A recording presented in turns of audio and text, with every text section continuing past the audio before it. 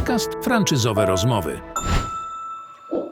Nawet jeżeli my obniżymy cenę, to my wcale nie pozyskamy z rynku dużo więcej osób z jednego powodu, bo ilość osób, korzystających z kawiarni się nie zwiększa. Chcieliśmy spowodować to, żeby goście, którzy już korzystają z naszych kawiarni, po prostu odwiedzali nas częściej i jednym z takich, znaczy nie jednym, wabikiem było to, że ta kawa jest dużo tańsza, tak? Bo ona była praktycznie w 50% promocji. To ile my musimy zrobić obrotu więcej, żeby odrobić te 20%? To, co dzisiaj się dzieje na polskim rynku, to ile kosztuje nas robocza godzina, czyli pracownik, to jakie są czynsze, w jakiej wysokości, ile kosztują nas media, prąd i tak dalej.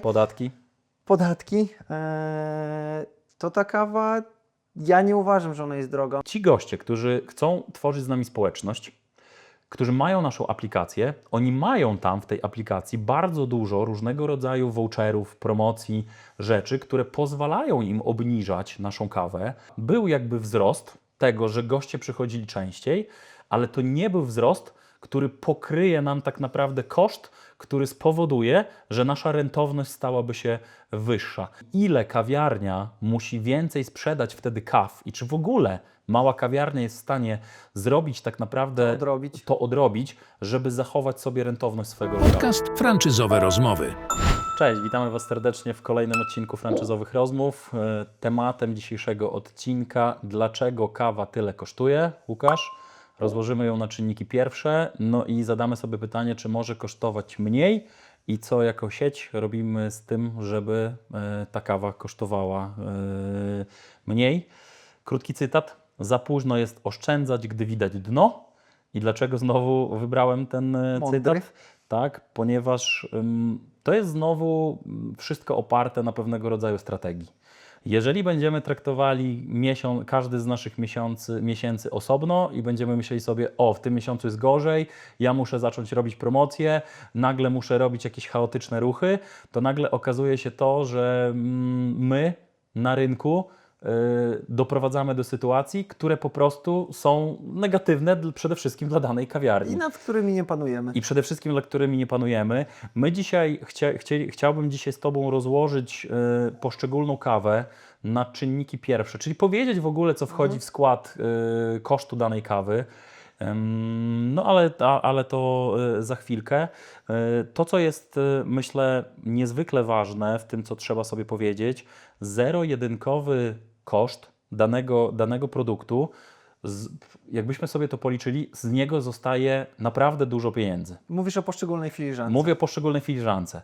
Ale teraz, jeżeli dodamy do tego wszystkie elementy prowadzenia biznesu, to my dzisiaj też określamy to, że w gastronomii plus minus między 10 a 15% to jest taki realna kwota zysku z danego jakby obrotu, więc jeżeli marża produktu albo narzut jest bardzo wysoki, a zostaje nam tylko 10-15%, to pokazuje, jak bardzo dużo czynników zabiera nam tą właśnie marżę po drodze. I dzisiaj tak pokrótce, myślę, że takim elementem, na który na pewno trzeba zwrócić uwagę i odpowiadając sobie na pytanie, dlaczego kawa dzisiaj tyle kosztuje, jest VAT. No bo na kawie mamy dzisiaj 23% VAT-u. Znaczy to jest w ogóle podatek według mnie dla osób, dla detalistów, dla sektora takiego B2C. To taki podatek widmo, który gdzieś tam słyszymy w wiadomościach, on tam się przewija, jakiś tam jest, ale my go de facto nie widzimy w sklepach, no bo my i tak go mamy ukrytego w cenie. No tak, ale trzeba sobie powiedzieć, że załóżmy dla prostego liczenia, jeżeli nasza kawa kosztuje 20 zł i zabralibyśmy z tego 23%, żeby ona mogła kosztować mniej, bo ten podatek byłby 0%, nagle ta kawa byłaby dużo bardziej przystępna dla naszych gości. Znaczy dzisiaj o 23%, więc dosyć duży rabat. Tak, więc my oczywiście nie użalamy się nad tym i nie będziemy tutaj myśleli, dlaczego to państwo nie daje nam możliwości, jest żeby było taki VAT inaczej. już. Taki jest, idziemy dalej, ale z drugiej strony, jeżeli ogląda nas może ktoś, kto mimo wszystko myśli sobie o tym, dlaczego ta kawa tyle kosztuje, to weź sobie pod uwagę, że te 23% oddajemy komuś, a zabieramy jednak od Ciebie, czyli jakby gościu, który do nas przychodzi, a to nie trafia do kieszeni naszej kawiarni. Więc od tego chcielibyśmy zacząć. Mam tutaj podzielone tak naprawdę rzeczy, które są potrzebne do tego, żeby wyprodukować filiżankę kawy. Czyli tak, mamy ziarno, pracując w segmencie specialty coffee, mamy koszt mleka, no bo dzisiaj też myślę, że możemy się z tym podzielić. No, w granicach 90% kaw, które sprzedają się w naszej kawiarni, są to kawy mleczne. W ogóle na rynku polskim kawy w kawiarniach to będą kawy mleczne w takim stosunku. Tak, zgadza się. Praca baristy, no bo jednak na tą każdą filiżankę kawy trzeba przeliczyć ten koszt baristy. Mamy w ogóle zakup sprzętu i otwarcie działalności. Ktoś, kto może sobie powiedzieć o tym, że koszt mały, ale jeżeli wiemy o tym, że woda ma bardzo decydujący wpływ o tym, jak smakuje nasza kawa, to kwestia filtracji, założenia w ogóle tych filtrów i taka eksploatacja tego będzie miała bardzo duże znaczenie. Bardzo ciekawym elementem jest to, że coraz mocniej rośnie nam ten segment wynosu, czyli ktoś przychodzi po kawę w kubku i wychodzi, ale z drugiej strony, jakbyśmy sobie pomyśleli o tym, że dzisiaj kubek taki dwuwarstwowy plus wieczko plus mieszadełko kosztuje w granicach ponad złotówkę, to nagle okazuje się, że też nikt jakby o tym nie myśli, że to jest koszt, który trzeba... Tak, a otrzymuje to jak gdyby w pakiecie. Finalnie gość, tak, w tej cenie takiej regularnej 100%. Tak, na pewno czynsz, no bo to też jest w zależności mniejsze, duże miasto będzie powodowało to, że tu możemy mieć mniejszy czynsz, a w dużym czynsz mieście... jest takim elementem właśnie bardzo ruchomym w zależności od tego, ile poszczególnych filiżanek kawy sprzedamy. Tak, i to, Łukasz, jest na przykład to, co teraz mówisz, a chciałbym najpierw wymienić te wszystkie składniki, a właśnie spróbować podsumować to klamrą, że no, ilość sprzedanych filiżanek w danej godzinie będzie decydowała o tym, ile tych pieniędzy w danej lokalizacji jakby zostaje, ale to za chwilę. Ogólnie same media, tak, sprzątanie, chemia, no bo to też jakby jest dosyć Wchodzi duża w rzecz. skład. Marketing, tak, szkolenie baristów, ubezpieczenie lokale, wszystkiego rodzaju opłaty. Mamy ZUS, musimy zachować sobie pewnego rodzaju jakby rezerwę na serwis maszyny, która by się nam jakby zepsuła albo wypożyczenie, bo takie rzeczy też się dzieją, Bez dwóch że zdań. maszyna przestaje jakby funkcjonować i co wtedy, nikt o tym nie myśli. No i przede wszystkim cała jakby forma jakby opakowań od właśnie nosidełka, przez to jak zabieracie do samochodu 2 kawy, albo żeby łatwiej było Wam nieść, no to tak zwane nosidełko, uchwyt, on też przecież kosztuje, a my tego mimo wszystko nie doliczamy do kawy, więc to co chcemy powiedzieć, że zero-jedynkowo na produkcie kawa, które sprzedajemy za 20 zł, zostaje całkiem dobra marża. Trzeba sobie to powiedzieć. Ale jeżeli policzymy to, jak bardzo ona się zmienia, Łukasz, w zależności od tego, ile gości mamy na godzinę albo ile gości mamy w miesiącu, no to nagle się okazuje, że to wcale nie jest aż tak bardzo jakby kolorowo. I teraz do czego zmierzam? W miejscach, które mamy optymalny, duży ruch, tak jak powinna być, jak kawiarnia jest dobrze zarządzana, jest w dobrej lokalizacji, zachowujemy wszystkie standardy i mamy dobry produkt, czyli w miejscach, które są dobrze zarządzane, koszt wyprodukowania tak naprawdę jednej kawy będzie dużo mniejszy niż w miejscach, które borykają się z trudnościami, gdzie nie przychodzą goście. No ale jakby o tym w poprzednich odcinkach dyskutowaliśmy, dlaczego tak naprawdę się dzieje.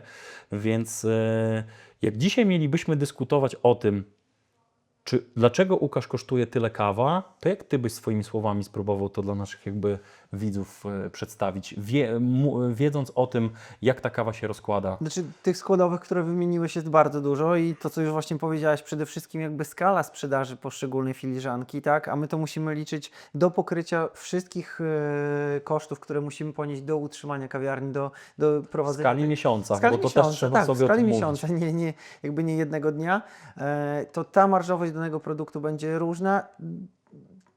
Według mnie to, co dzisiaj się dzieje na polskim rynku, to ile kosztuje nas robocza godzina, czyli pracownik, to jakie są czynsze, w jakiej wysokości, ile kosztują nas media, prąd i tak dalej. Podatki, to ta kawa, ja nie uważam, że ona jest droga. Ona zero-jedynkowo oczywiście może być dla kogoś jakimś takim elementem, który ktoś może sobie na to pozwolić, ktoś może sobie kupić bądź nie, ale wymieniając to wszystko, to tutaj to nie jest wysoka cena. Tak, jeżeli zakładamy o tym, że my jako przedsiębiorcy musimy ponieść kwotę inwestycji, kilkaset tysięcy złotych w kwestii tego, żeby taką kawiarnię jakby otworzyć, a nagle na końcu no każdy z nas robi to po to, żeby zarabiać jakby pieniądze. Jak w każdym innym biznesie. I powiedziałeś tak dosyć mocno, że Ty uważasz, że ta kawa nie jest jakby za droga. No wiadomo, że na rynku panuje ta informacja, kawa mogłaby być tańsza. No i Ty powiedziałeś to, Łukasz, w formie tego, że wiesz, ile kosztuje utrzymanie danego lokalu, stąd tak naprawdę ta kawa nie jest za droga. Mam nadzieję, że żeby to też jakby w tym kontekście tak to powiedziałeś. Jakby całkowicie w tej branży, no bo ja też mogę zero-rynkowy, na której branży się nie znam. Metr kwadratowy dzisiaj mieszkania też jest drogi, Tak. według mnie, ale nie wiem, co wchodzi w składowe tej ceny.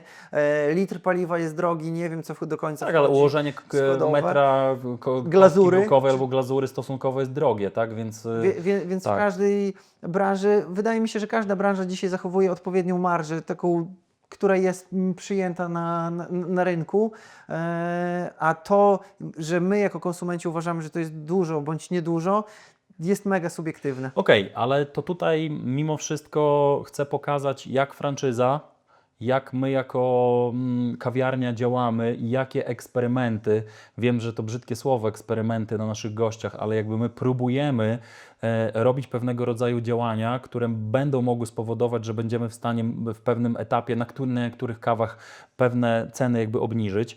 I chciałbym, Łukasz, tutaj porozmawiać o naszej jakby akcji, którą zrobiliśmy w naszych tutaj w Białymstoku, gdzie sprawdziliśmy, jak obniżenie ceny kawy poprzez rozdawanie voucherów dla gości, którzy do nas przychodzą, może spowodować to, że oni częściej przychodzą. I teraz trochę przed odcinkiem, jak się do niego przygotowywaliśmy, to powiedziałeś bardzo fajną jakby rzecz, że żeby zachować rentowność biznesu, musimy mieć odpowiednią ilość przychodu. I teraz fajnie by było z jednej strony, żeby kawa kosztowała mniej, ale jakbyś mógł trochę opowiedzieć o tym zagrożeniu, o których my dyskutowaliśmy. Zmniejszamy cenę kawy, to wszyscy niby pomyślą, jak kawa będzie tańsza, to więcej osób będzie chodziło. Jest to jeden z elementów, ale czy to na pewno tak działa i ile kawiarnia musi więcej sprzedać wtedy kaw i czy w ogóle mała kawiarnia jest w stanie zrobić tak naprawdę to odrobić, żeby zachować sobie rentowność swojego lokalu? Jak byś mógł to opowiedzieć tutaj naszym Dwojako, to słuchaczom? prawda. Musimy sobie odpowiedzieć i policzyć przede wszystkim, o ile zmniejszymy ceny kawy do ilości paragonów, które muszą przyjść dodatkowo, abyśmy zarobili tą samą kwotę pieniędzy. To jest jedna rzecz. Ale jak moglibyśmy, Łukasz, mimo wszystko trochę na takich jakby liczbach, żeby ktoś to zrozumiał. Jeżeli zakładamy, że dzisiaj mamy w granicach tego 27-28% jakby food cost, który mamy, więc jeżeli my obniżymy cenę kawy, zakładając o 20%, to ile my musimy zrobić obrotu więcej, żeby odrobić te 20%? Jakbyś spróbował tak trochę... Musimy sobie przemnożyć koszt naszego produktu do ilości sprzedanego produktu i później do pieniędzy, które finalnie trafiają do naszej kasy przy zakupie kawy przez naszych gości, więc ten rachunek musi się zgadzać, żeby nasza akcja miała sens. No ale nagle, żeby to też powiedzieć, to jest bardzo duża grupa ludzi, Łukasz. Bardzo duża, to prawda. I teraz jest tak. I teraz dlaczego my myślę trochę tak z perspektywy gościa kupującego kawę, no i człowieka, który prowadzi biznes kawowy. No fajniej jest dawać ludziom tańszy produkt, bo najprawdopodobniej będzie ich więcej, ale to jest fajne słowo, najprawdopodobniej. No i okazuje się to, że goście, którzy chodzą do kawiarni, nawet jeżeli my obniżymy cenę, to my wcale nie pozyskamy z rynku dużo więcej osób z jednego powodu, bo ilość osób, korzystających z kawiarni się nie zwiększa. Czy ta kawa będzie kosztowała 17 czy 20 zł, nie spowoduje to i to są nasze oczywiście jakby badania i nasza jakby informacja, ale nie spowoduje to zwiększenia rynku chodzenia ludzi do kawiarni. Tak, jakby gości korzystających, ale ja wrócę jeszcze do tej akcji promocyjnej, o której powiedziałeś, to ona miała na celu dwojako. A powiesz, jak ona w ogóle wyglądała? Tak, no, możemy sobie to powiedzieć. Chcieliśmy spowodować to, żeby goście, którzy już korzystają z naszych kawiarni, po prostu odwiedzali nas częściej i jednym z takich, znaczy nie jednym, wabikiem było to, że ta kawa jest dużo, dużo tańsza, tak? Bo ona była praktycznie w 50% promocji i teraz chcieliśmy dwojako, raz zadowolić naszego gościa, że ma produkt w dużo lepszej, atrakcyjniejszej cenie, a my chcemy, żeby on do nas przyszedł częściej i kupił kupił więcej kawy, przez co my możemy finalnie zmniejszyć koszt produkcji jednej filiżanki kawy. No i dobra, i co się wydarzyło, bo myślę, że wiele osób też jakby, myślę, że będzie to ciekawe. Z jednej strony badaliśmy to poprzez aplikację. Czyli co Tak. to oznacza? Osoba, która otrzymywała ten voucher, musiała mieć założoną naszą aplikację. Jak my na swojej aplikacji widzimy, jak dana osoba robi Zakupy. u nas jakby zakupy. No i nagle okazało się, że to prawda, był jakby wzrost tego, że goście przychodzili częściej, ale to nie był wzrost, który pokryje nam tak naprawdę koszt, który spowoduje, że nasza rentowność stałaby się wyższa. Jak, Łukasz, to spróbować mimo wszystko zdefiniować? Jak można to podsumować, ten zabieg? Tutaj pomaga nam stricte matematyka i liczenie naszego biznesu, czyli musimy złapać ten złoty środek między tą ilością kawy sprzedanej w określonej cenie do ilości odwiedzających nasz gości. Dobra, ja pozwolę sobie też powiedzieć o tym, że żeby spróbować tak jakby zakryć te słowo droga kawa, że my jako sieć, jako franczyza mamy swoją aplikację. No i teraz jesteśmy świadomi tego, że jeżeli nam zależy na tym, żeby nasi goście byli jak najbardziej usatysfakcjonowani, to ci goście, którzy chcą tworzyć z nami społeczność, którzy mają naszą aplikację, oni mają tam w tej aplikacji bardzo dużo różnego rodzaju voucherów, promocji, rzeczy, które pozwalają im obniżać naszą kawę. I teraz to też sobie trochę trzeba podzielić. Osoba przychodząca raz na 2 miesiące, raz na miesiąc do kawiarni, nie mając naszej aplikacji, nie wiedząc jakby o niej, wchodzi i kupuje kawę w cenie 100%.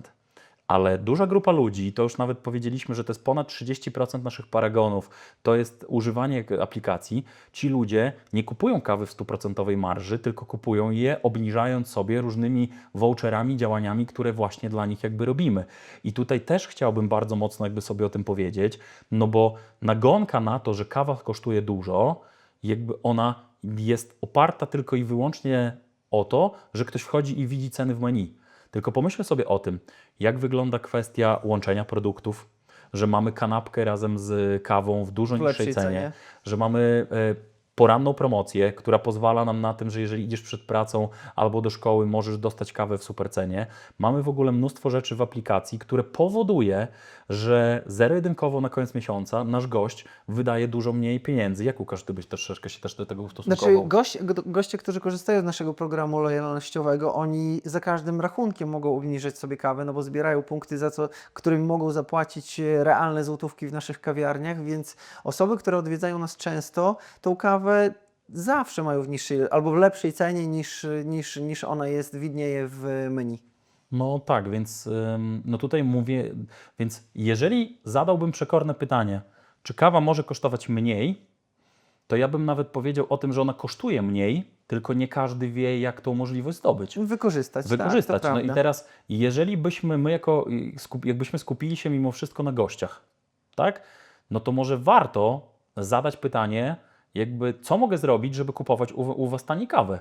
Jeżeli takie pytanie by padło, a nasi bariści powiedzieli, słuchaj, załóż aplikację, zobacz, mamy dla Ciebie voucher, mamy tak naprawdę, nie wiem, załóż nasz newsletter, nagle się okaże, że będziesz miał lepszą To cenę. też prawda.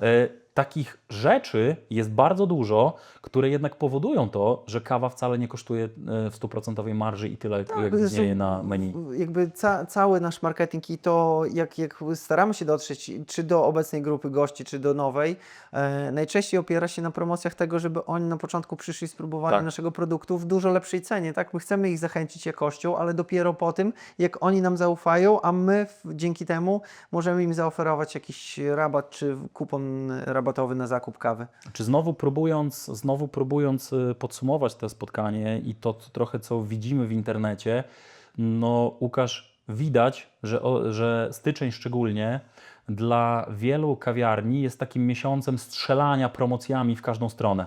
Oni jakby zamiast znowu robić to cały rok i zamiast znowu budować lojalność swoich jakby gości, to nagle zobaczyli, że mamy zmienne warunki klimatyczne, takich nie było przez wiele lat, i jest trochę mniej gości i nagle ja już będę dawał niższą jakby cenę. I to jest właśnie dzisiaj mimo wszystko różnica między wejściem we współpracę franczyzową, która jest oparta na tym, że my planujemy to wszystko dużo wcześniej, kontra tak naprawdę strzelanie w tego różnego rodzaju promocje właśnie randomowych jakby Na oślep. lokali i trochę na oślep. Więc ja przekornie pozwolę sobie powiedzieć o tym, że my dzisiaj, jeżeli byśmy porównywali wyprodukowanie kawy w domu w swoim ekspresie kontra zakupienie kawy w kawiarni, to oczywiście kawa w kawiarni będzie droga. Ale z drugiej strony zadajmy sobie pytanie, czy na pewno, czy my wychodzimy do restauracji, czy my kupujemy samochody, czy tak naprawdę mamy różnego rodzaju dobra, które dzisiaj kosztują po prostu więcej. I wiem o tym, że kawa jest takim elementem szybko zbywalnym, to jest takie dobro, które ja mam, które daje mi poczucie pewnego rodzaju, jak to Łukasz dobrze nazwać, takiego szczęścia, Też, rytuału. ale i zakup jest impulsywny, tak? Tu Tak. i teraz potrzebuję, kupuję, piję. No właśnie. I dzisiaj to też jest jakby tym takim elementem, że jeżeli będziemy tylko patrzyli zero-jedynkowo, to tak, może być to prawdą, ale jeżeli my będziemy uczestniczyli we wszystkich rodzajach akcjach i zrobimy z tego lojalność, to nagle okaże się, że ta kawa naprawdę nie jest taka droga, jak wydaje się dzisiaj wszystkim dookoła. Dokładnie. I znowu tym optymistycznym akcentem dziękuję za to spotkanie. Wszystkiego dobrego i do miłego zobaczenia. Dzięki.